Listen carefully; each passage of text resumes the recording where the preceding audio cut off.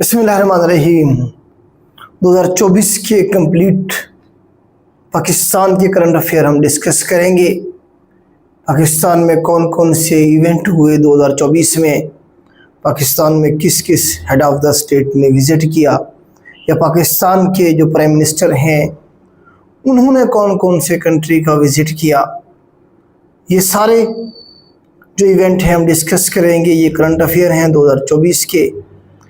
Inspector ASF और assistant director ASF के जो एग्ज़ाम हैं, स्पेशली ये उन्हें सामने रखते हुए ऑर्गेनाइज किए गए हैं। पीपीएससी में तो पिछले 5-6 माह के करंट अफेयर काफ़ी होते हैं, लेकिन एफपीएससी में पिछले 5 साल के करंट अफेयर मेंशन होते हैं उनके सिलेबस में।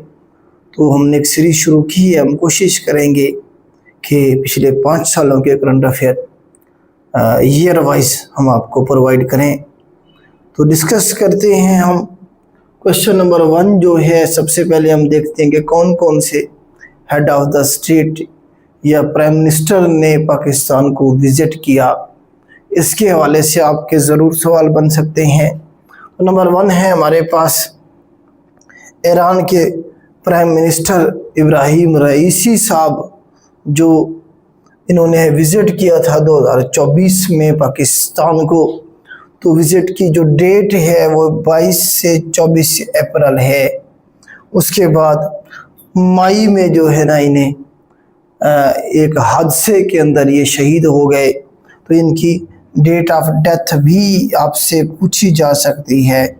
19 मई 2024 को इनकी डेथ हुई और 22 से 24 अप्रैल 2024 को ये पाकिस्तान तशरीफ़ लाए थे। शहबाज शरीफ साहब से मुलाकात की तस्वीर आपके सामने है। इब्राहिम रईसी थे ये साबिक प्रेसिडेंट ईरान के। आजकल तो वो हमारे पास मसूद पेजेस्कियान साहब हैं। तो ये आपके करंट अफेयर के सवाल बन सकते हैं तीनों। आगे चलते हैं हम। नेक्स्ट जो है हमारे पास अनवर इब्राहिम, मलेशिया के प्रेसिडेंट, ये पाकिस्तान तशरीफ़ लाए थे। बल्कि प्राइम मिनिस्टर होंगे, क्योंकि मलेशिया के अंदर जो है पीएम के पास हैं इख्तियारात। तो यहाँ पे हमारे पास पीएम होंगे जी मलेशिया के, जिनका नाम है जी अनवर इब्राहिम। अनवर इब्राहिम साहब हैं जी। ये 3 डे स्टेट विजिट में पाकिस्तान तशरीफ़ लाए थे। 2 से 4 अक्टूबर 2024 जो है ना, इनकी डेट है पाकिस्तान विज़िट करने की। और हमने आपके पता है दादी साहब जो है उन्हें तमगा दे रहे हैं। तो पाकिस्तानी पीएम को पाकिस्तान की तरफ से निशाने पाकिस्तान दिया गया था। निशाने पाकिस्तान दिया गया। तो बायलैटरल ट्रेड के हवाले से यहाँ इस विज़िट में बात हुई थी। ठीक हो गया जी। डेट याद रखनी है 2 से 4 अक्टूबर। देखिए एफपीएससी इस तरह एग्जैक्ट डेट पूछता है।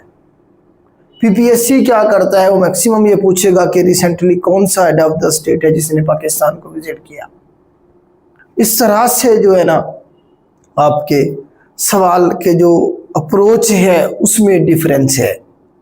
आगे चलें। नेक्स्ट है जी हमारे पास बेलारस के, हमारे पास हैं जी प्रेसिडेंट ऑफ बेलारस, जिसे हम बेलारूस भी कहते हैं, बेलारूस या बेलारस। अलेक्जेंडर इनका नाम है जी, अलेक्जेंडर। इनका पूरा नाम अलेक्जेंडर। और उसके बाद थोड़ा सा ये आपको पता है कि रशियन लैंग्वेज के अंदर लिखा गया है लुकाशेंको। लुकाशेंको। अलेक्जेंडर याद रखेंगे तब भी आपको याद रह जाएगा। तो अलेक्जेंडर साहब हैं। देखें शहबाज शरीफ साहब उनके कंधे तक आ रहे हैं। इतने बड़े बड़े दो एकल जवान रशिया के बेलारस के जो लोग हैं, इसी तरह से फिजिकली जो है स्ट्रॉन्ग लोग हैं। तो इनका जो विजिट था वो 25 से 27 नवंबर को था। 25 से 27 नवंबर का था ये। इनका भी 3 दिन का विजिट बनेगा, 25, 26 और 27 का। तो इसके बारे में आपसे पूछा जा सकता है। ठीक है। नेक्स्ट है जी हमारे पास अज़रबैजान के प्रेसिडेंट ने भी पाकिस्तान को विजिट किया था। आपको पता है अज़रबैजान पाकिस्तान भाई पाकिस्तान के साथ अच्छे ताल्लुकात हैं। अज़रबैजान के हमने जंग में भी उन्हें फुली सपोर्ट किया था। तो उनके प्रेसिडेंट का नाम याद रखना है आपने, इल्हाम अलावीव। इल्हाम अलावीव साहब जो हैं ये प्रेसिडेंट हैं अज़रबैजान के। इनका जो विजिट था पाकिस्तान में 11 से 12 जुलाई 2024 है जी, 11 से 12 जुलाई 2024 है। तो शहबाज शरीफ साहब जो हैं उन्होंने खुद वेलकम किया था इन्हें। तो इसके बारे में भी आपका सवाल बन सकता है। अज़रबैजान आपको पता है कि ये कैस्पियन कंट्री है, कैस्पियन सी को लगता है। नेक्स्ट है जी हमारे पास president of UN high commissioner for refugees, UNHCR आपको पता है कि एक इदारा है, उसके जो प्रेसिडेंट है वो पाकिस्तान तशरीफ़ लाए थे। UNHCR के प्रेसिडेंट जिनका नाम क्या है जी, ये मुश्किल सा नाम है, फिलिपो ग्रांदी। फिलिपो ग्रांदी साहब जो हैं वो 9 जुलाई को पाकिस्तान तशरीफ़ लाए थे, क्योंकि पाकिस्तान जो है UNHCR का एक एक्टिव मेंबर है। रेफ्यूजीज़ के हवाले से पाकिस्तान ने एक बहुत बड़ी कम्युनिटी जो है अफ़गान कम्युनिटी जिसे पनाह दी हुई है अपने मुल्क में, तो वो फिर आते हैं चीज़ों को देखने के लिए और उसके बदले में एड भी दी जाती है पाकिस्तान को और उन कंट्रीज़ को जहाँ पे ये पनाह गज़ीन होते हैं। तो UNHCR जो है 1950 में बना था। इसका हेडक्वार्टर भी आपसे पूछा जा सकता है, जेनेवा स्विट्ज़रलैंड के अंदर इसका हेडक्वार्टर है। ठीक हो गया जी। तो ये थोड़ा सा क्वेश्चन एक और मैंने डाला था, तो ये थे मेन पर्सनैलिटीज़ जिन्होंने पाकिस्तान को विजिट किया था। तो इनके बारे में आपसे ज़रूर पूछा जा सकता है, आपने कर लेना है। नेक्स्ट है जी ईरान और पाकिस्तान के ताल्लुकात ख़राब हुए थे 2024 में। ईरान ने पाकिस्तान का जो इलाका है बलूचिस्तान, पंजगोर का इलाका, वहाँ पे जो है कुछ मिसाइल दागे थे, जिसकी वजह से कुछ सिविलियन जो थे उनकी डेथ हुई थी और इंटरनेशनल बॉर्डर क्रॉस हुआ था, तो इसीलिए पाकिस्तान का रिटेलिएट करना भी बनता था। ठीक है, लेकिन बाद में फिर इस डेंट को कंट्रोल कर लिया गया। तो ये आपसे पूछा जा सकता है, तो कौन सी डेट को किया? 16 जनवरी 2024 की बात है बेटा। ये 16 जनवरी 2024 को ईरानियन जो मिसाइल थे उन्होंने स्ट्राइक किया बलूचिस्तान में। कौन सी जगह पे? पंजगोर, कोहे शब्ज पंजगोर के अंदर जो है यह अटैक किया था। इसके बदले में फिर पाकिस्तान ने 16 के बजाय 18, 16 और 18 याद रखेंगे इकट्ठे तो हो जाएगा, 18 को पाकिस्तान ने फिर ईरान के अंदर जो मिलिटेंट ग्रुप्स थे उनके ऊपर अटैक किया और उस ऑपरेशन को नाम दिया था मर्गबार शर्मचार। मर्गबार शर्मचार जो है इसे ऑपरेशन का नाम दिया गया था। जो पूछा जा सकता है किसके खिलाफ किया था पाकिस्तान ने?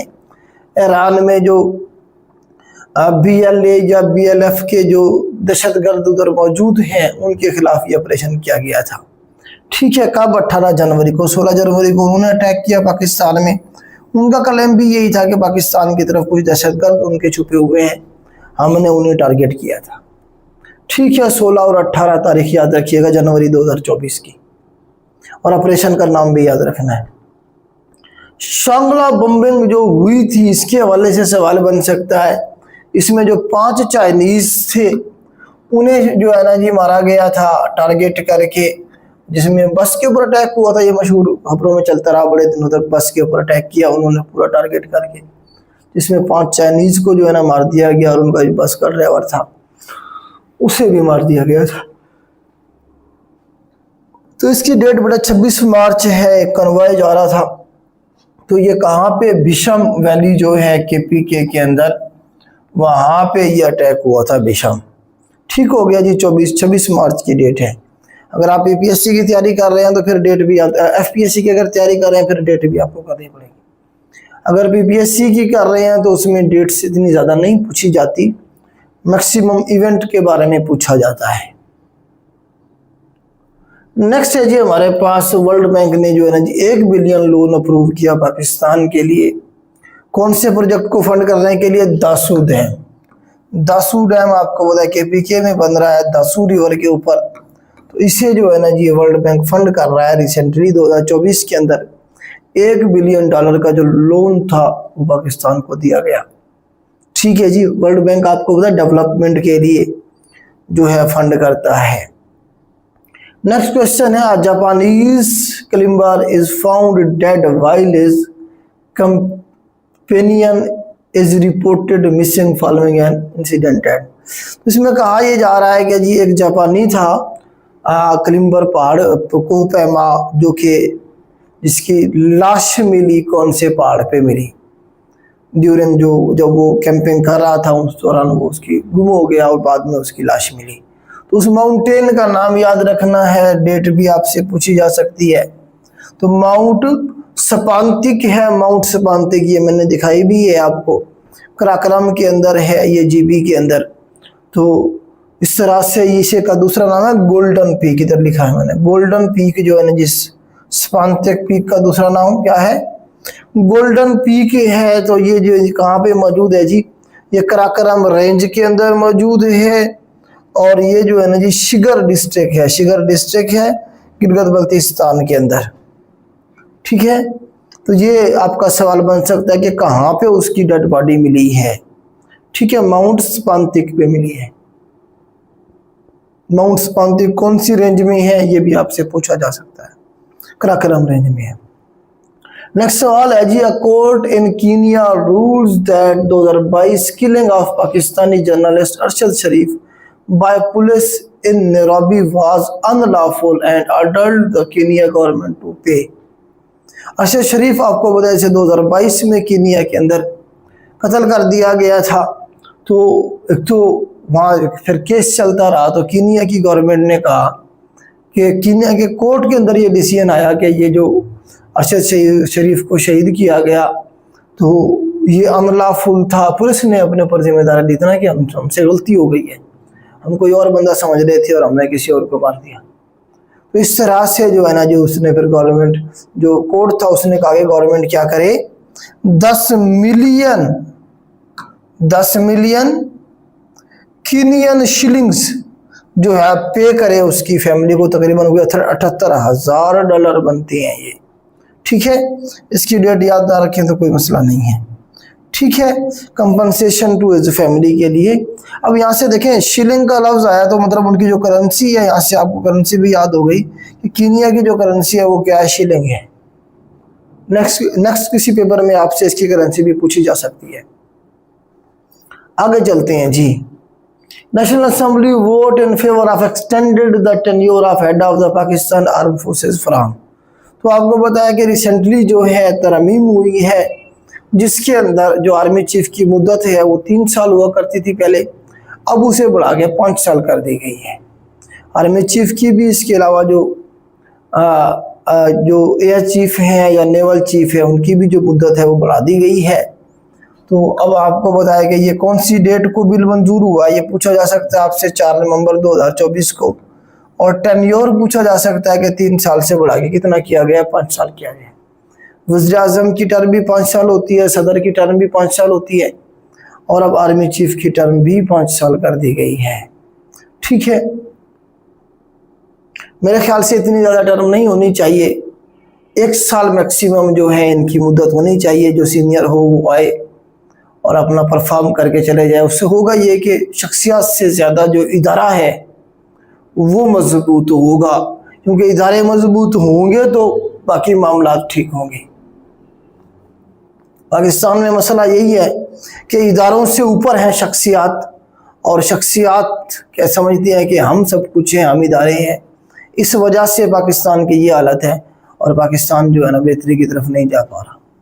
सरताज अजीज़ डाइड ऑन। सरताज अजीज़ एक ज़बरदस्त पर्सनैलिटी, मैं पर्सनली जो है इनसे बड़ा इम्प्रेस रहा हूँ।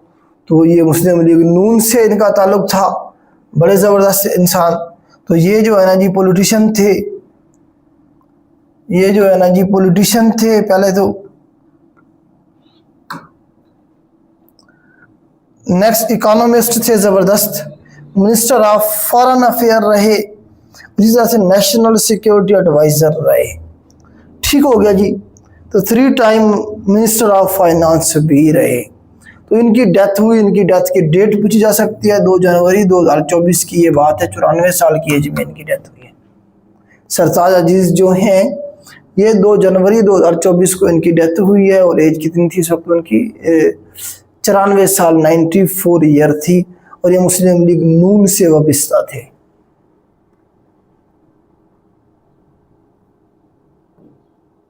नेक्स्ट है जी पाकिस्तान में जो जनरल इलेक्शन हुए 2024 के अंदर फरवरी के, उसके हवाले से जो है कुछ क्वेश्चन हैं ज़रूर आपसे पूछे जाएंगे। एक तो डेट याद रखिएगा कि किस डेट को ये इलेक्शन हुए, ठीक है। फिर उसके बाद टर्नआउट का वो पूछेगा। इस तरह से बहुत सारे सवाल होंगे जो यहाँ से बन सकते हैं। तो 8 फरवरी को इलेक्शन हुए, ये डेट तो आपको याद होगी, आप लोग नहीं भूले होंगे इस डेट को। तो खैर 8 फरवरी 2024 को इलेक्शन हुए। टोटल जो नेशनल असेंबली की सीटें हैं वो 336 हैं, जिनमें से 266 जो है ये वोट के जरिए आते हैं, 60 वोमेन की सीटें हैं और 10 मिनॉरिटीज की हैं। ये पूछा जा सकता है आपसे कौन से नंबर के इलेक्शन थे या कौन सी नेशनल असेंबली के, 16वीं नेशनल असेंबली के लिए ये जो है इलेक्शन किए हुए हैं। इसी तरह 16वें सेनेट के इलेक्शन थे। ये टोटल जो वोट का टर्नआउट था वो 47.6 था। ये पूछा जा सकता है आपसे। 47.6 था 2024 में, जबकि 2022 में ज्यादा था, 2018 में 22% के 52% के करीब करीब था। 2018 में कितने लोगों ने वोट दिया? 60.6 मिलियन लोगों ने वोट दिया तब के, जबकि 128.6 मिलियन जो वोटर थे वो रजिस्टर थे। अगर इनकी आप देखें सीटों की तादाद, तो PMLN को मिली 98 सीट्स, PTI को मिली 93 सीट्स और बिलावल या पीपल्स पार्टी को मिली 68 सीट। इस तरह से 68 और 98 वालों ने मिलके गवर्नमेंट बनाई और PTI जो है पोजीशन में चली गई। तो ये गवर्नमेंट का स्ट्रक्चर है, इसे ज़रा देख लीजिएगा, ठीक है। हम आगे चलते हैं। नेक्स्ट है जी प्राइम मिनिस्टर ऑफ पाकिस्तान जो है कौन बने जी। इलेक्शन जो है उसके बाद कोई प्राइम मिनिस्टर भी बनेगा, कोई सदर भी बनेगा, इस तरह से गवर्नमेंट्स बनेंगी। तो वो भी ज़रा हम देख लेते हैं। तो पाकिस्तान के जो प्राइम मिनिस्टर बने मियां मोहम्मद शहबाज शरीफ साहब बने जी। 24वें प्राइम मिनिस्टर हैं ये, 24th कहेंगे आप इसे। अच्छा, कुछ लोग इसे जो है ना काउंट नहीं करते जी। पहले भी जो है ना, जिस तरह नवाज शरीफ साहब 3 दफ़ा बने हैं तो 1 दफ़ा काउंट करते हैं, बेनज़ीर 2 दफ़ा बनी है तो 1 दफ़ा काउंट करते हैं, शहबाज शरीफ भी दूसरी दफ़ा बना, 1 दफ़ा नहीं। ये पेपर में आया हुआ है। इमरान खान 22वें थे, ये 24वें इस वक्त जो है 24वें प्राइम मिनिस्टर हैं। ये कितने वोट लिए ये भी आपसे पूछा जा सकता है। 201 वोट लिए इन्होंने, ठीक है। ऑफिस किस डेट को अज्यूम किया, मतलब चार्ज किस डेट को संभाला? 4 मार्च को। 4 मार्च को ये पाकिस्तान के प्राइम मिनिस्टर की हैसियत से इन्होंने हलफ उठाया। उमर अयूब जो थे ये इनके अपोजिशन में इलेक्शन लड़ रहे थे, उन्हें 92 वोट मिले और उसके बाद ये देखें कि वो क्या बनेंगे, अपोजिशन लीडर बनेंगे, ठीक है। आगे चलते हैं, असेंबली की बात हो रही है। हाँ जी, प्रेसिडेंट कौन बने जी? आसिफ अली जरदारी साहब बने। आसिफ अली जरदारी साहब किस डेट को बने प्रेसिडेंट? ये याद रखिएगा, 10 मार्च को। प्राइम मिनिस्टर 4 मार्च को, प्रेसिडेंट 10 मार्च को। ये 14वें प्रेसिडेंट हैं, ये 14वें हैं और वो 24वें, इस तरह से याद करें, 24 और 14, ठीक है। आसिफ अली जरदारी को 411 वोट मिले थे और इनके अपोजिशन में थे कौन जी? महमूद खान अच्चकज़ई साहब थे, उन्हें 181 वोट मिले थे, ठीक है। इससे पहले भी ये जो है ना पाकिस्तान के प्रेसिडेंट रहे 2008 से लेकर 2013 तक, ओके। उसके बाद ये महमूद खान अच्चकज़ई साहब हैं, ये जरदारी साहब हैं। इलेक्शन के हवाले से जो है, जो प्रेसिडेंट होता है वो यूनिटी शो करता है किसकी? रिपब्लिक की। हेड ऑफ द स्टेट होता है, सुप्रीम कमांडर होता है आर्म फोर्सेस का। उसके लिए शर्त है मुस्लिम होना चाहिए, एज लिमिट कम से कम 45 साल होनी चाहिए, ठीक है। नेशनल असेंबली का जो क्राइटेरिया होता है उसे फुलफिल करना चाहिए। डिप्टी प्राइम मिनिस्टर जो बने इसमें वो बने जी इसहाक डार साहब। इसहाक डार साहब क्या बने जी? डिप्टी प्राइम मिनिस्टर बने। इनके हवाले से सवाल आएगा, फॉरेन मिनिस्टर भी और डिप्टी प्राइम मिनिस्टर भी यही हैं इसहाक डार साहब, ठीक है जी। इस तरह से ये पहले फाइनेंस मिनिस्टर हुआ करते थे नवाज शरीफ साहब के, करंट यही हैं। ये जो मैं आपको बता रहा हूँ ये उस वक्त आए थे, अभी तक यही चल रहे हैं, करंट यही है। स्पीकर जो बने नेशनल असेंबली के वो अयाज सादिक साहब बने, अयाज सादिक साहब बने 22वें स्पीकर बने ये, ठीक है। 1 मार्च को इन्होंने हलफ उठाया। उमर अयूब जो थे अपोजिशन लीडर बने, ऑलरेडी मैंने बता दिया आपको। डिप्टी स्पीकर का भी पूछा जा सकता है, गुलाम मुस्तफ़ा शाह खैरपुर डिस्ट्रिक्ट से हैं, लेकिन ये क्या है जी डिप्टी स्पीकर बने हैं। डिप्टी स्पीकर गुलाम मुस्तफ़ा शाह बना है और जो स्पीकर बना है वो अयाज सादिक बना है, ठीक है जी। अपोजिशन लीडर उमर अयूब बना है। ओके हो गया बेटा असेंबली के हवाले से। इसी तरह से सेनेट के भी इलेक्शन हुए, ठीक है। तो सेनेट के भी ये 16वें इलेक्शन थे। इसमें जो चेयरमैन सेनेट बने वो सैयद यूसुफ रज़ा गिलानी साहब बने। इन्होंने रिप्लेस किया किसे जी, ये जो आपके मौजूद हैं इसमें आप देखें कि इनसे पहले जो थे बलूचिस्तान से, तो यूसुफ रज़ा गिलानी साहब जो हैं इन्होंने कौन सी, ये 9th चेयरमैन सेनेट हैं और 9 अप्रैल को इन्होंने एज्यूम किया ऑफिस को। और डिप्टी चेयरमैन का भी आपने याद रखना है, सैदल खान नासिर जो है ये डिप्टी चेयरमैन बने। सैदल खान नासिर जो हैं ये जो है ना जी, सेनेट के इलेक्शन किस डेट को हुए ये भी पूछा जा सकता है, 2 अप्रैल को। सेनेट के इलेक्शन 2 अप्रैल के हुए। डिप्टी प्राइम जो चेयरमैन बने सैदल खान नासिर बने और चेयरमैन सेनेट सैयद यूसुफ रज़ा गिलानी साहब बने, ठीक है। सैयद यूसुफ रज़ा गिलानी साहब इससे पहले पाकिस्तान के प्राइम मिनिस्टर भी रहे 2008 से 2012 तक, ठीक है। आगे चलती हैं जी।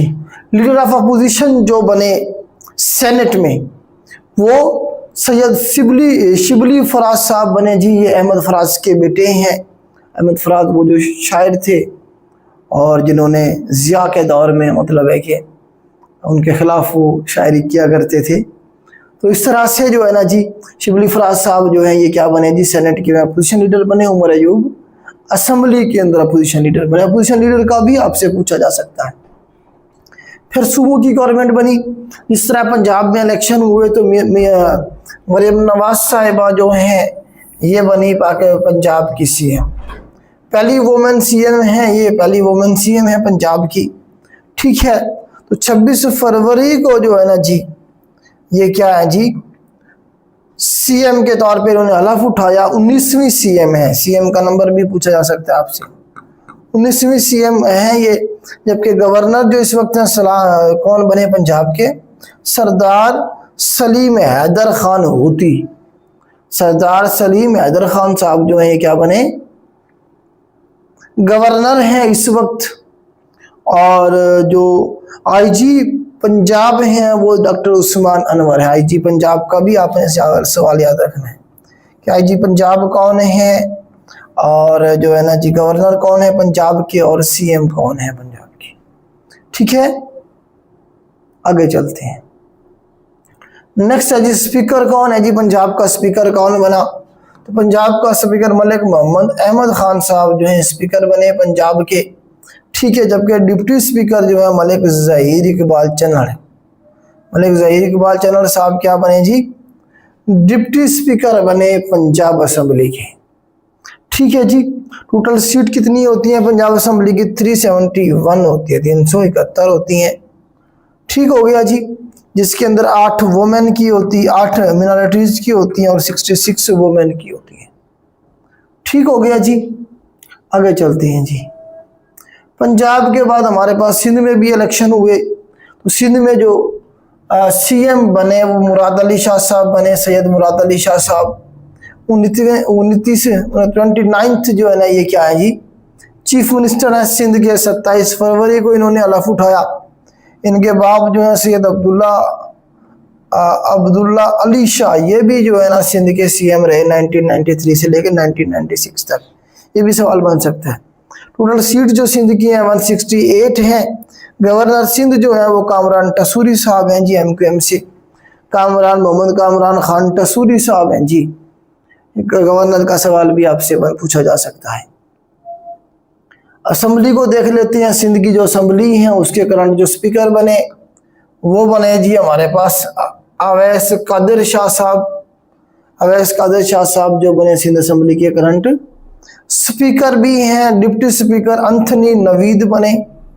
एंथनी नवीद जो है नाम से आपको आइडिया हो रहा है क्रिश्चियन है, फर्स्ट क्रिश्चियन आप कह सकते हैं डिप्टी स्पीकर। कामरान तस्वीरी गवर्नर बना। तो इस तरह से करंट आईजी पुलिस जो है वो गुलाम नबी मेमन है। गुलाम नबी मेमन साहब जो है करंट आईजी हैं किसके जी सिंध के। आगे चलते हैं।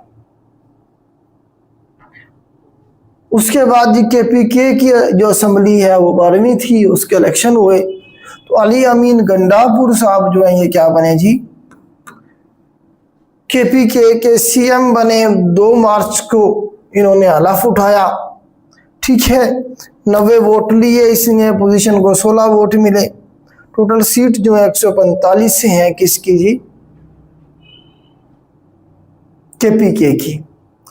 पहले जो सीएम थे उसके बारे में आपसे पूछा जा सकता है। खान अब्दुल कयूम खान साहब थे जी, इन्हें सर सैयद कहा जाता है एनडब्ल्यूएफपी का। स्पीकर की अगर बात करें केपीके की तो बाबर सलीम स्वाति साहब जो हैं, बाबर सलीम स्वाति साहब क्या बने स्पीकर बने। और इस डिप्टी स्पीकर सुरैया बीबी, सुरैया बीबी जो है क्या बने डिप्टी स्पीकर बनी। ये भी पहली फीमेल हैं, आप कह सकते हैं इन्हें स्पीकर डिप्टी स्पीकर केपीके की। इसी तरह से गवर्नर खैबर पख्तूनख्वा जो इस वक्त हैं वो फैसल करीम कुंडी साहब हैं जी, फैसल करीम कुंडी साहब। जबकि आईजी जो हैं जुल्फ़कार हमीद हैं जी, जुल्फ़कार हमीद करंट आईजी हैं केपीके के। आगे चलें, बलूचिस्तान रह गया है। बलूचिस्तान में भी इलेक्शन हुए। बलूचिस्तान का जो सीएम बना वो मीर सरफराज खान बुगटी साहब बने जी, पाकिस्तान पीपल्स पार्टी से इनका ताल्लुक है। इलेक्शन से चंद दिन पहले ही ये पीपल्स पार्टी में शामिल हुए थे मीर सरफराज खान बुगटी, ठीक है। और with no opposition candidate, opposition candidate ही नहीं है, ठीक हो गया जी। फर्स्ट सीएम जो थे वो ताउला मिंगल साहब थे।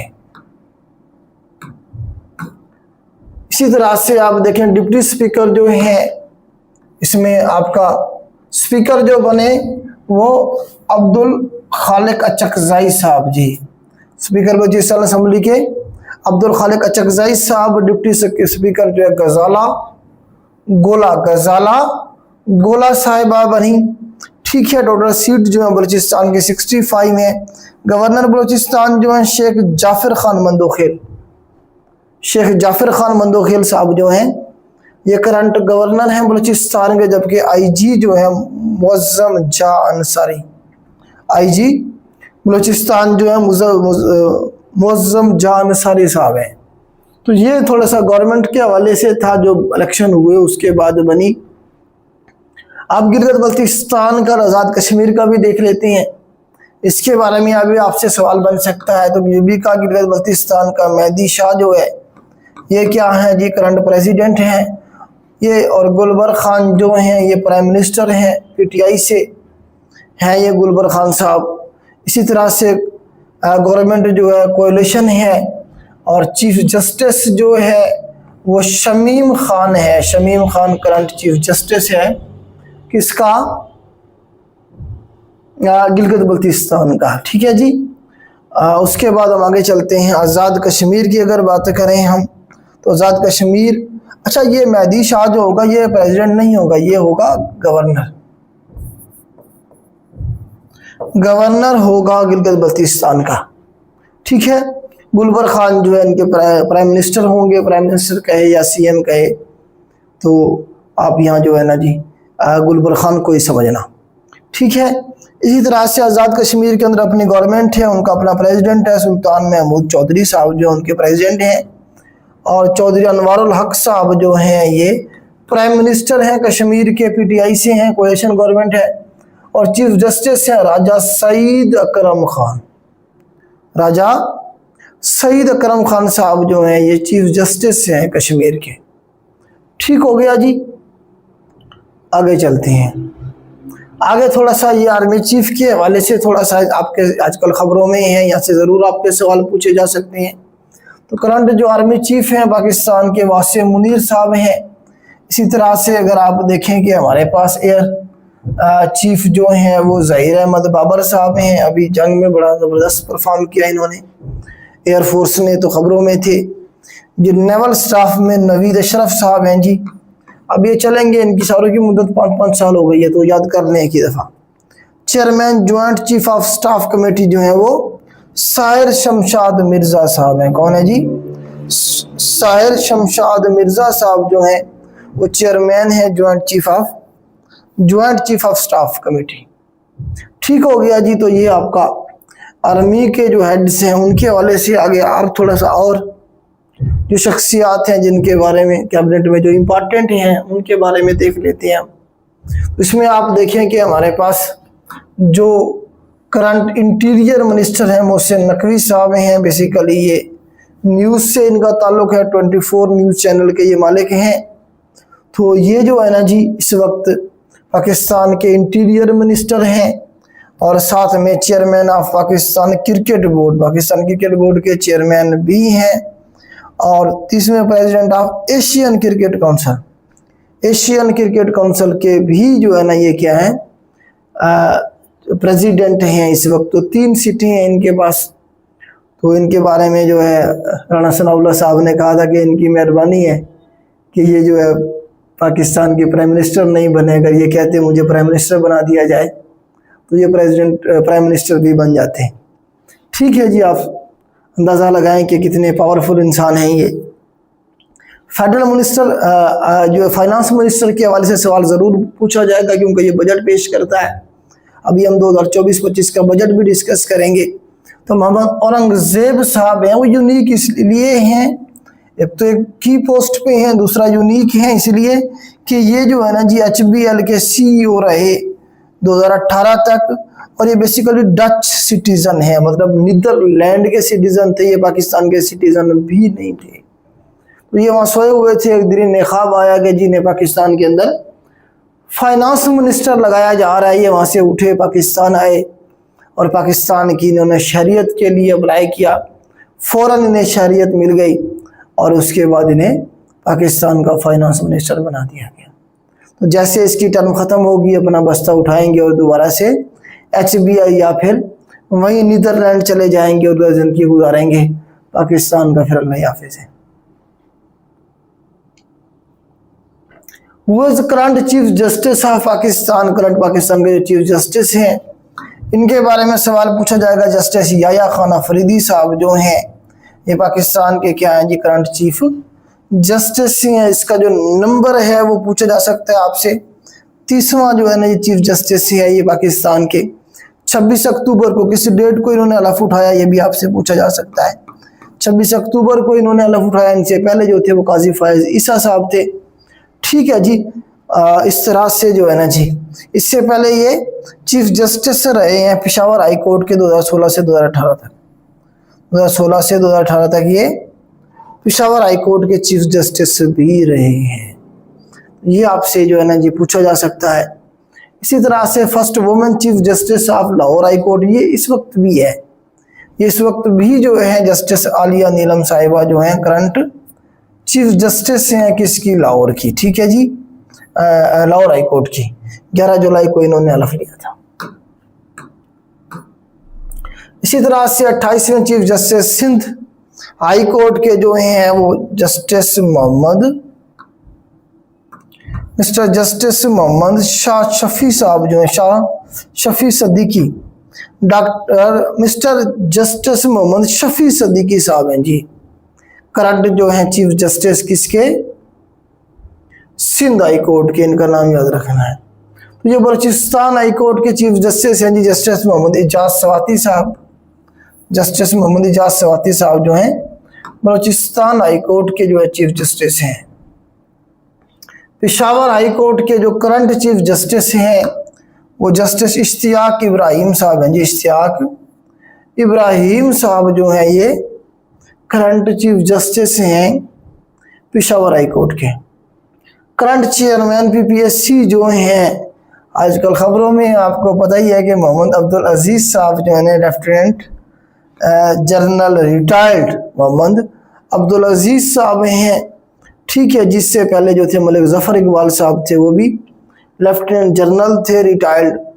तो पीपीएससी के जो है यही ऐड कर रहे हैं, आपको पता है कि ये ज़बरदस्ती ये काम कर रहे हैं पीपीएससी के हवाले से। इन्होंने स्पीड अप किया है आके प्रोसेस को, जो कई महीनों से रुका हुआ था प्रोसेस, वो इन्होंने चलाया है। पिछला जो चेयरमैन था, नाहल आदमी था, उसका जो गंद है ये साफ करने की कोशिश कर रहे हैं। The new chairman of federal public service commission, जो है एफपीएससी के नए चेयरमैन आए हैं जी, 27वें चेयरमैन हैं ये, तो आपसे ना पूछा जाए। रिटायर्ड लेफ्टिनेंट जनरल अत्तर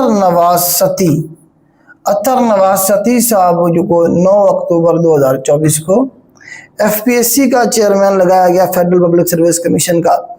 इन्होंने भी आके प्रोसेस को स्पीड अप किया है। अभी आपके सामने एसएफ के जो पेपर हैं कितने जल्दी कंडक्ट करवा रहे हैं, और इसी तरह से कोशिश कर रहे हैं पीपीएससी की तरह अपना जो सिस्टम है उसे स्पीड अप करें। ठीक है, नेक्स्ट जी हमारे पास first Pakistani to be appointed जज इन कनाडा। तो पहला पाकिस्तानी जो कनाडा में जज लगाया गया, इसका नाम पूछा जा सकता है आपसे, शाहिद चौधरी साहब हैं जी। शाहिद चौधरी साहब, ये तस्वीर आपको नजर आ रही है। एक्सीलेंस परफॉर्मेंस अवार्ड जो है इसके हवाले से पूछा जा सकता है एसएसपी रिफत बुखारी साहिबा, जो है एसएसपी रिफत बुखारी साहिबा पंजाब पुलिस से हैं। तो इन्हें जो है ना जी international association of women police की तरफ से एक्सीलेंस परफॉर्मेंस अवार्ड दिया गया है। तो इनका नाम याद रखना है आपने। Pakistan become non permanent member of UN security council. तो पाकिस्तान यूएन सिक्योरिटी काउंसिल का नॉन परमानेंट मेंबर बना, 182 वोट लिए 193 में से। तो इसने पाकिस्तान ने रिप्लेस किया किसे, जापान को। ठीक हो गया जी। तो 2025-26 के लिए 2025-2026 2 साल के लिए नॉन परमानेंट मेंबर बनाया जाता है। तो पाकिस्तान 2025 और 2026 तक नॉन परमानेंट मेंबर रहेगा।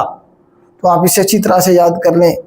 ठीक है, तो ये पाकिस्तान 8वीं बार बना है। अब 1952-53 में पहली बार बना था, आखिरी दफा भी ये बना 2025-26 के लिए। तो 8वीं बार बना है पाकिस्तान। ठीक है, 1 जनवरी 2025 से टर्म शुरू हुई है पाकिस्तान की, अभी 1.5 साल पड़ा है। पाकिस्तान नेवल एयर बेस के ऊपर जो है ना जी अटैक हुआ था बलूचिस्तान के अंदर। तो उसके हवाले से जो है ना जी आपके कुछ सवाल बन सकते हैं। तो ये मैंने इसमें क्वेश्चन डाला है, Pakistan naval air base attack in Balochistan. तो बीएलए ने अटैक किया था सदीक, ये पूछा जा सकता है कौन सी नेवल बेस को, PNS Sadiq naval air base को। नेवल बेस होगी, नेवल बी और एयर बी, ये कैसे हो सकता है, नेवल बेस है बेटा ये। ठीक है, मजीद ब्रिगेड जो था इसने जो है इसकी जिम्मेदारी कबूल की थी, मजीद ब्रिगेड ने। तो Sadiq PNS Sadiq naval base जो थी उसे अटैक किया गया था। ठीक है, लेकिन जो 4 टेररिस्ट थे उन्हें मार दिया गया था, एक भी वापस नहीं गया था। तो इसमें से जो इम्पोर्टेंट है, बलूचिस्तान के अंदर कोई अटैक हो रहा है तो बीएलए या मजीद ब्रिगेड ये उसकी रिस्पॉन्सिबिलिटी लेती हैं कि पीके में कोई अटैक हो रहा है तो उसकी जिम्मेदारी टीटीपी लेती है या फिर दाइश लेती है। बस ये 2 ही तंजीमें हैं। ये मारखोर के हवाले से है। रिसेंटली पाकिस्तान दुनिया ने, यूएनओ ने क्या किया है, मारखोर डे मनाने के लिए 24 मई को जो है ना इसके साथ फिक्स कर दिया गया है। तो पाकिस्तान की जो सीक्रेट एजेंसी है ISI, उसका साइन है मारखोर। ठीक है, इसीलिए ये इंपॉर्टेंट है। नेक्स्ट है जी, हुज करंट ऑनरेबल वफाकी मोतसिब ओम्बुड्समैन जो है, कौन है पाकिस्तान का करंट। तो करंट जो पाकिस्तान का वफाकी मोतसिब है वो कौन है जी, इजाज अहमद कुरैशी साहब हैं जी। इजाज अहमद कुरैशी साहब जो है वफाकी मोतसिब हैं। ये बेसिकली ओम्बुड्समैन या वफाकी मोतसिब जो होता है, ये आप कहें कि एक इदारा है जिसमें गवर्नमेंट ऑफिशियल्स की जो अकाउंटेबिलिटी है, उनके खिलाफ किसी को एप्लीकेशन देनी है, किसी कोई अगर जाती करता है, कोई गवर्नमेंट एम्प्लॉय अपनी पावर का मिसयूज़ करते हुए, तो इसी इदारे में जाके आप दरख्वास्त देते हैं। वहाँ पे फिर 1 to 1 बुलाया जाता है, किसी वकील की ज़रूरत नहीं होती, आप रूबरू पेश होते हैं और मौके पे वहीं पे फैसला दिया जाता है। मोस्टली फैसले यहाँ मेरिट पे होते हैं, मतलब है कि गवर्नमेंट मुलाजिमीन के खिलाफ ही होती हैं, क्योंकि वो सालीन जो होते हैं उनकी जो शिकायत हैं उसके अजाले के लिए ये इदारा बनाया गया है। ठीक है, जो गवर्नमेंट के मुलाजिमीन फ़िरौन बन जाते हैं, लोगों को असल में पता नहीं, अवेयरनेस नहीं है। अगर लोग इस इदारे को प्रॉपर फंक्शनल कर दिया जाए तो बहुत सारे जो फ़िरौन हैं वो लोगों के साथ ज्यादती करना बंद कर देंगे। ठीक हो गया जी। आगे चलते हैं, किस्म की जो अदालत है। अच्छा, इसमें वो केस आप लेके जा सकते हैं जो आपने किसी और अदालत में नहीं चलाया हुआ। अगर आपने किसी और अदालत में भी मतलब वफाक इसमें हाई कोर्ट में या सुप्रीम कोर्ट में या किसी और कोर्ट में आपका केस चल रहा है, फिर ये नहीं सुनेंगे। ठीक है। Who is the current chairman of PTA? PTA जो है पाकिस्तान टेलीकम्युनिकेशन अथॉरिटी बनेगा, PTA का एब्रीवेशन। तो लेफ्टिनेंट जनरल हफीजुर रहमान साहब हैं जी। लेफ्टिनेंट जनरल हफीजुर रहमान साहब जो हैं ये क्या है जी, करंट चेयरमैन हैं PTA के। ठीक है। इसके अलावा ये जो है ना जी, ये also member of PEMRA, PEMRA के मेंबर भी हैं। फ्रीक्वेंसी एलोकेशन बोर्ड फैब के मेंबर भी हैं। Universal service fund company USF के मेंबर भी हैं एंड नेशनल टेक्नोलॉजी फंड के मेंबर भी हैं।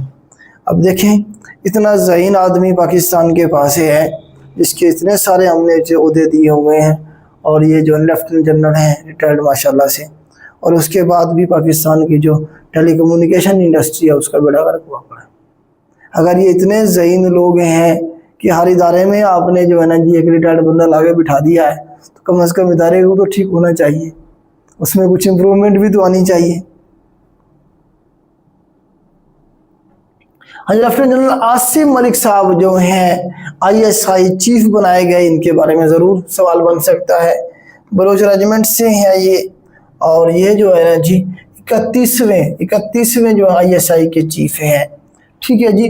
23 सितंबर को ये आए थे, इन्होंने रिप्लेस किया था नदीम अंजुम को। नदीम अंजुम को इन्होंने रिप्लेस किया था। 26वीं तरमीम के हवाले से आपसे सवाल पूछा जा सकता है कि ये जो अमेंडमेंट है 26 कॉन्स्टिट्यूशन के अंदर ये कौन सी डेट को अप्रूव हुई? तो ये 21 अक्टूबर को अप्रूव हुई। सेनेट में 65 वोट मिले, नेशनल असेंबली में 225 वोट मिले। वोट भी आपसे पूछे जा सकते हैं कितने मिले।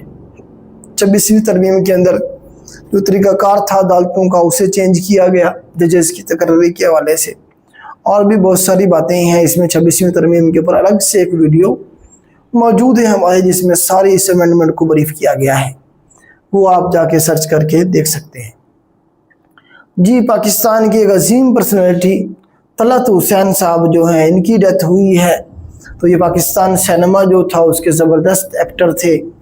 ठीक है। और टीवी के थिएटर के, ये इनकी डेथ हुई है कराची में। तलत हुसैन इनका नाम आपसे पूछा जा सकता है, इनकी डेट ऑफ डेथ पूछी जा सकती है मई 26, 2024। 84 साल की एज में इनकी डेथ हुई है। सितारा इम्तियाज़ इन्हें मिला हुआ है, प्राइड ऑफ परफॉर्मेंस मिला हुआ है।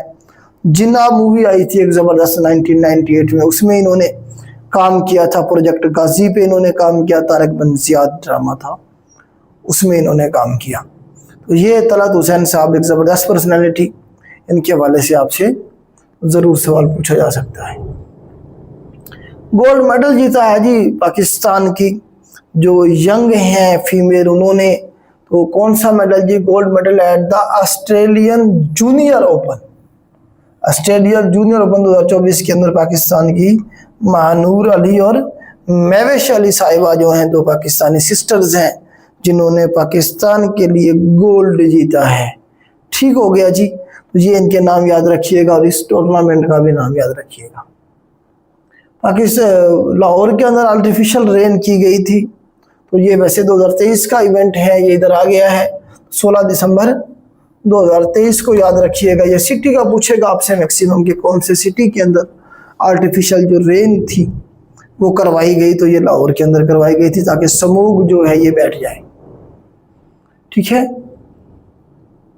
उसके बाद अजी which personality of BNP announced, एम से मिंगल है, अख्तर मिंगल साहब, announce resignation from the national assembly.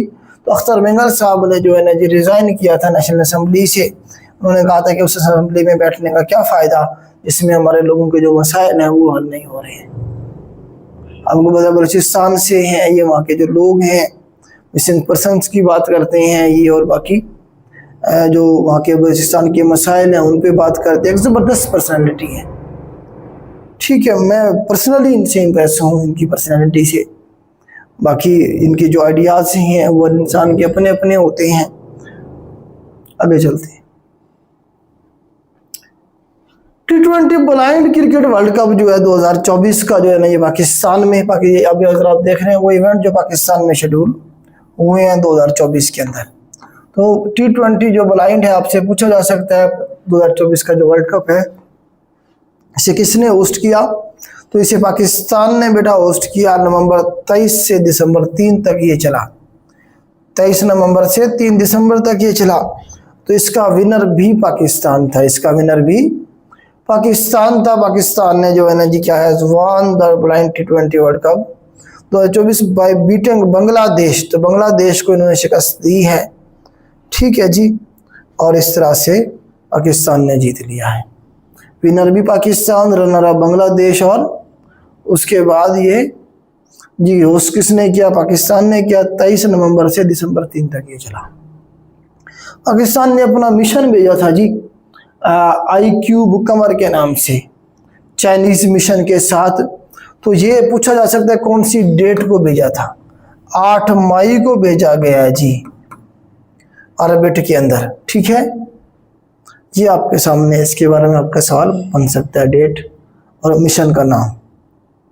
Pakistan का जो बजट आया 2024-25 का उसे भी डिस्कस कर लेते हैं, यहाँ से भी सवाल बन सकता है आपका। तो एक तो फाइनेंस मिनिस्टर पेश करते हैं मोहम्मद औरंगजेब साहब, पाकिस्तान के फाइनेंस मिनिस्टर हैं, वही डच जो मैंने आपको बताया नीदरलैंड से है। टोटल बजट जो था 18.9 ट्रिलियन का था, 18.9 ट्रिलियन का ये बजट था टोटल। और GDP जो ग्रोथ थी इसमें बताया गया कि 3.5% रहेगी। इन्फ्लेशन जो है महंगाई 12% रहेगी। डेट सर्विस के लिए 9,775 बिलियन रखे गए। और डिफेंस एक्सपेंडिचर का पूछा जाएगा, आपसे पूछा गया है पेपर में, 24-25 के जो डिफेंस एक्सपेंडिचर थे वो 2122 बिलियन रुपए थे, ठीक है जी। तो इस तरह से जो है ना जी ये बजट के हवाले से था। बजट में अभी हेल्थ का और एजुकेशन का भी पूछ सकते हैं आपसे। तो जो हेल्थ का था जी, इसमें आप देखें डिफेंस बजट का तो मैंने आपको बता ही दिया है। अब जरा हेल्थ का देख लेते हैं। हेल्थ के लिए 27 बिलियन और एजुकेशन के ऊपर 103 बिलियन, एजुकेशन के ऊपर 103। अच्छा, कुछ बच्चे ना इस तरह से कहते हैं कि जी डिफेंस को दे रहे हैं हम इतना सारा और हेल्थ को दे रहे हैं हम इतना सा और जो है ना जी एजुकेशन को दे रहे हैं इतना सा। तो बेटा याद रखिएगा 18वीं तरमीम के अंदर जो सब्जेक्ट हैं वो डिवाइड कर दिए गए थे। जो हेल्थ है या जो एजुकेशन है ये प्रोविंशियल सब्जेक्ट है। मतलब ये है कि प्रोविंस इन्हें कंट्रोल करता है, इनका बजट प्रोविंस की तरफ से होता है, अलग से सूबे इनका बजट एलोकेट करते हैं। लेकिन कुछ यूनिवर्सिटी जिस तरह HEC है या कुछ यूनिवर्सिटीज जो हैं इस्लामाबाद में समझ लें, वो तो फेडरल के अंडर है ना, तो उन्हें जो पैसा दिया जाएगा वो फेडरल देगी जो एजुकेशन के लिए रखा है। इसी तरह से जो हेल्थ है, हेल्थ भी सूबों का सब्जेक्ट है। पंजाब देगा, पंजाब के बजट में उनका हिस्सा रखा जाएगा। लेकिन कुछ हॉस्पिटल्स जो हैं वो फेडरल की भी हैं, उन्हें फेडरल के लिए फिर रखेगी, उनके लिए 27 बिलियन रखा उन्होंने। तो इस तरह से डिफरेंस है, दोनों को मिक्स ना किया बेटा। पता भी क्या है, फैक्ट्स को अगर आप लोग मिक्स करके पेश करेंगे भी सही तो उसमें आप मुल्क का भला नहीं करेंगे। फैक्ट्स को मरोड़ के आप किसी का फायदा नहीं कर रहे हैं, उसका नुकसान नहीं कर रहे हैं, ठीक है।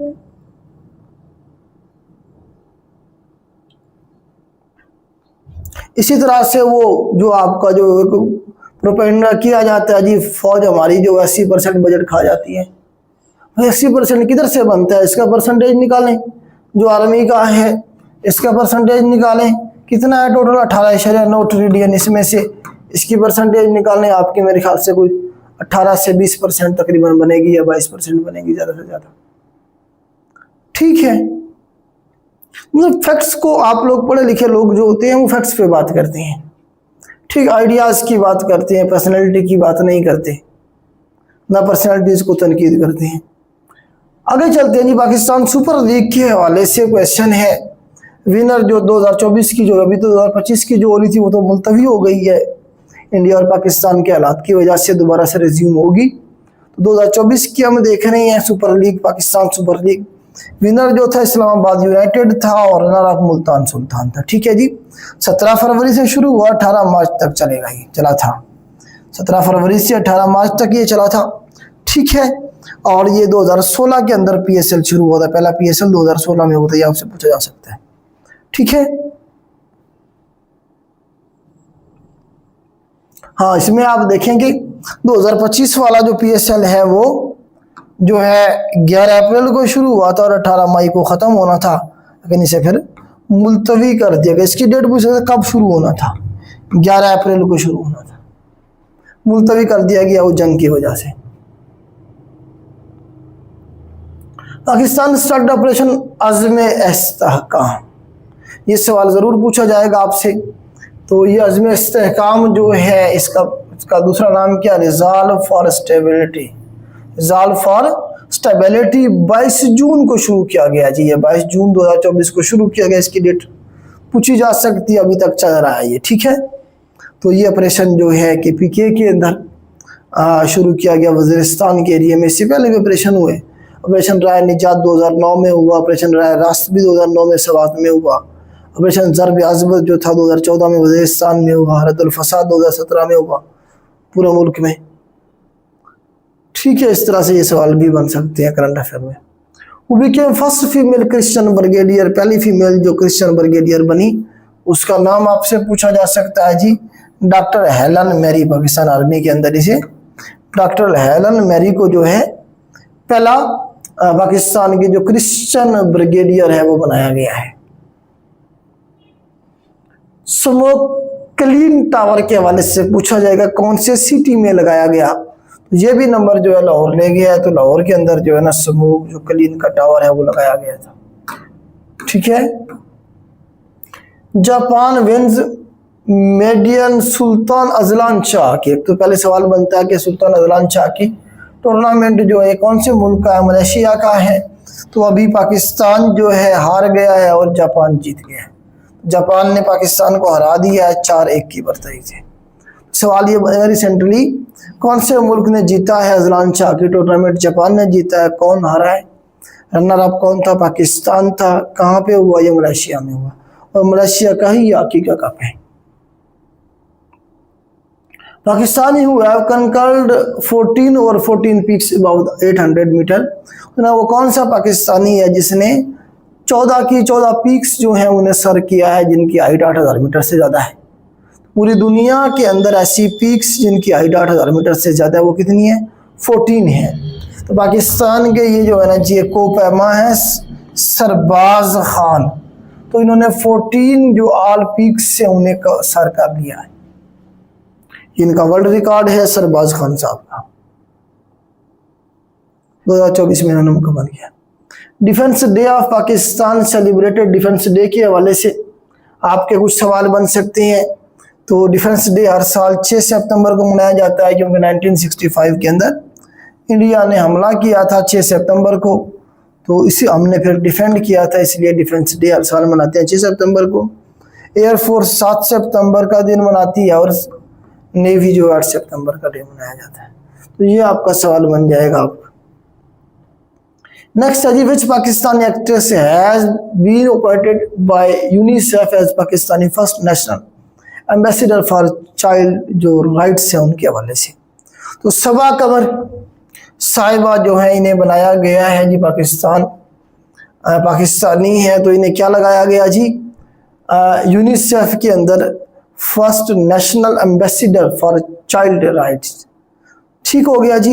यूनिसेफ 1946 में बनी थी, चिल्ड्रन के हवाले से है ये। इसका हेडक्वार्टर कहाँ है, न्यूयॉर्क में है, न्यूयॉर्क में इसका हेडक्वार्टर है। सबा कमर पाकिस्तानी एक्ट्रेस हैं जिन्हें लगाया गया क्या, एम्बेसडर लगाया गया चिल्ड्रन के राइट्स के हवाले से।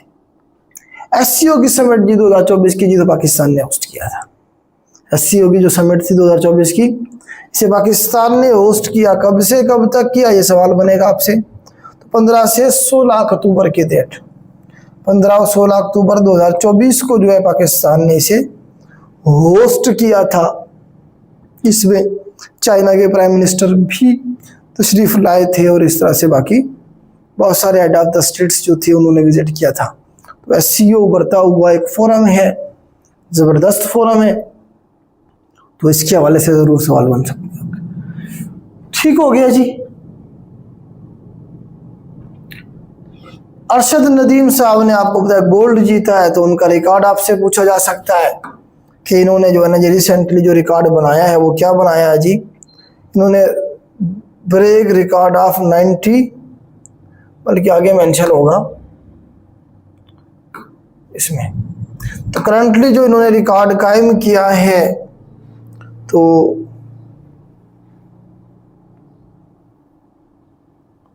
एक मिनट रुकिएगा। और इन्होंने जो है ना जी 2024 में, हाँ, पेरिस ओलंपिक्स ये मौजूद है जी। पेरिस ओलंपिक्स के अंदर इन्होंने जो रिकॉर्ड बनाया है वो 92.97 मीटर जो है इन्होंने जो नेजा था, जेवलाइन जो थ्रो था वो किया था। ठीक है जी, तो ये इनका लेटेस्ट रिकॉर्ड है। ठीक हो गया जी। तो इसके बारे में इनका रिकॉर्ड पूछा जा सकता है कितना था, और इन्होंने पाकिस्तान के लिए मेडल जीता कौन सी गेम में जीता, ये पूछा जा सकता है। जेवलाइन थ्रो के अंदर इन्होंने पेरिस ओलंपिक्स। ठीक है, तो ये उनके पर्सनालिटी के बारे में है चीज़ें कि जो है जी जेवलाइन थ्रो, उसका नाम है वापडा का, ये एम्प्लॉय है 18वें स्केल का इस वक्त, और ये जो है ना जी मियां चन्नू से इसका ताल्लुक है, मियां चन्नू। ठीक है, उसके बाद जी 14वें सेक्रेटरी जनरल ऑफ ECO के नाम में कोऑपरेशन ऑर्गेनाइजेशन जो है, इसे पाकिस्तान को इसकी जो है ना जी सेक्रेटरीशिप मिली है असद मजीद खान, ज़बरदस्त ब्यूरोक्रेट असद मजीद खान। तो ये करंट क्या बने हैं जी, ECO के सेक्रेटरी जनरल बने हैं 14वें नंबर के। ECO इकोनॉमिक कोऑपरेशन ऑर्गेनाइजेशन 1985 में ये बनी थी। ठीक हो गया जी।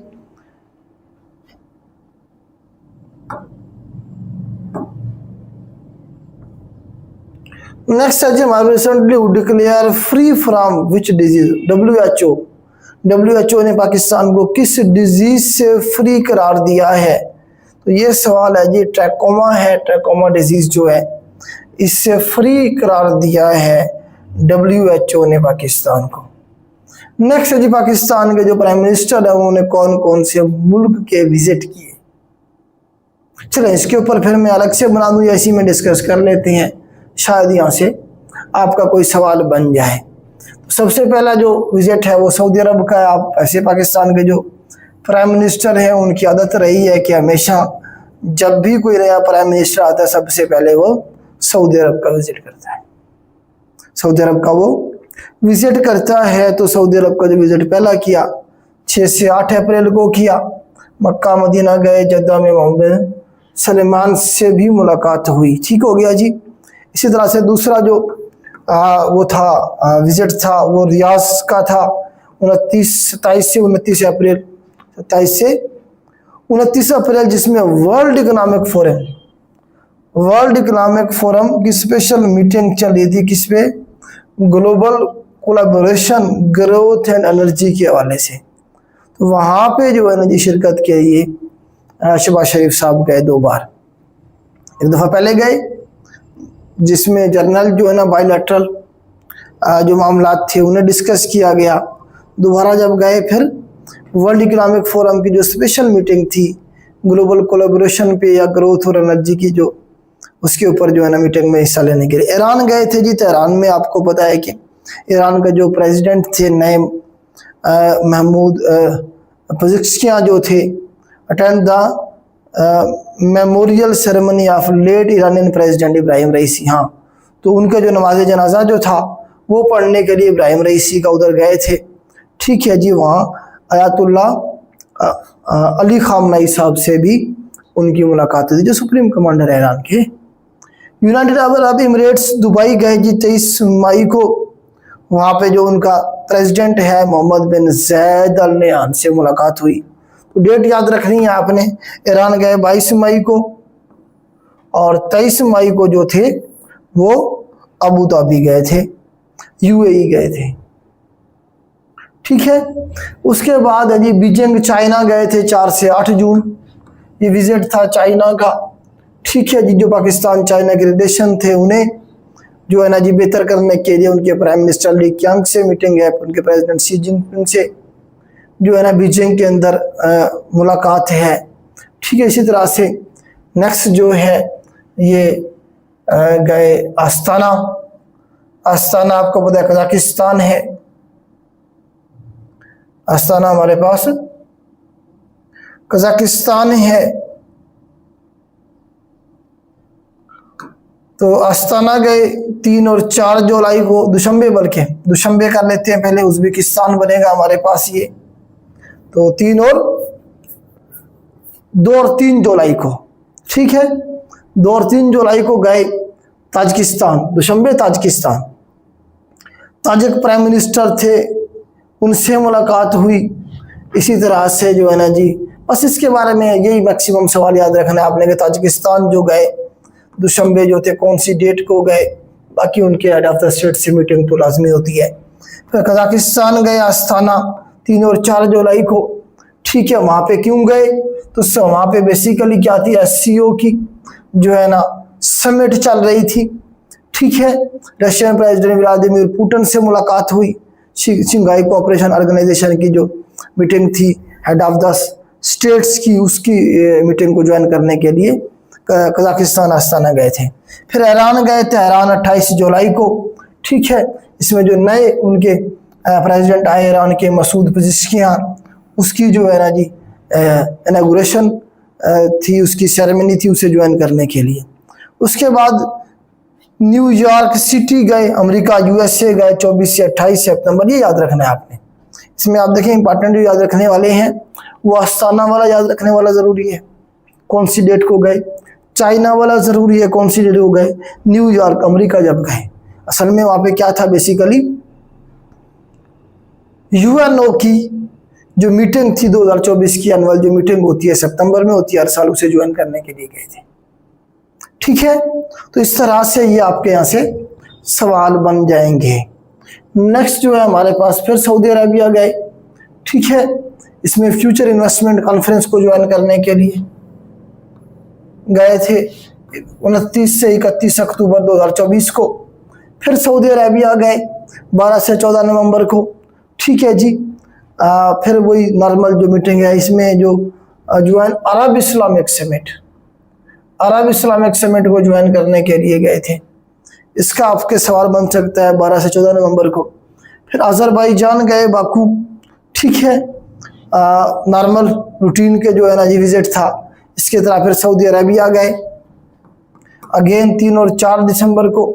ठीक है जी, इस वक्त कौन सी समिट थी जी, attend one water summit, one water summit to discuss water crisis.